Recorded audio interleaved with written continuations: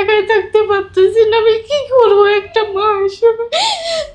আমার কাছে কোনো পথ নাই।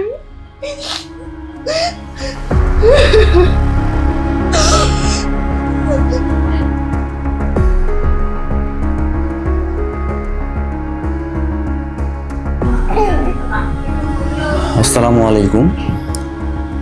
আজকে আসলে আমি নিজে অনেক মর্মাহত, কারণ আপনারা দেখতে পাচ্ছেন যে একটা শিশু বাচ্চা ও প্রতিনিয়ত এখানে কান্না করতেছে।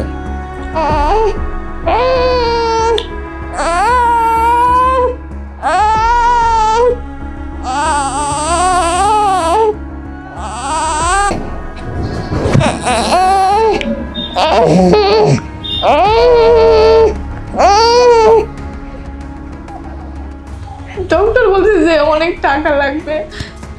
এখন আমাদের কাছে একটা পয়সা নেই, আমরা অনেক কষ্ট করে চলতেছি, কি করবো না করবো।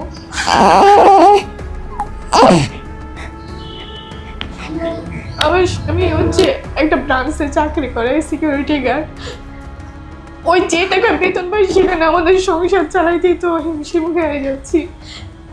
বাবু তো আমার বুকে দুধ খায় না, বাইবেল খায়, বাইবেলের তো অনেক দাম। সেজন্য বাবুকে এখন সুজি রান্না করে খাওয়ানো হচ্ছে। আমি একজন মা, আমি চাই আমার সন্তান যাতে সুস্থ হয়ে যায়। আমি আর কিচ্ছু চাই না। আমি চাই আমার সন্তান যাতে আমাকে মা বলে ডাকে, সে যাতে সম্পূর্ণ সুস্থ হয়ে যায়।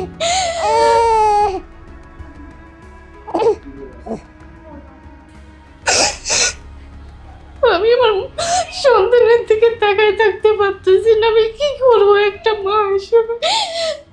আমার কাছে কোনো পথ নাই।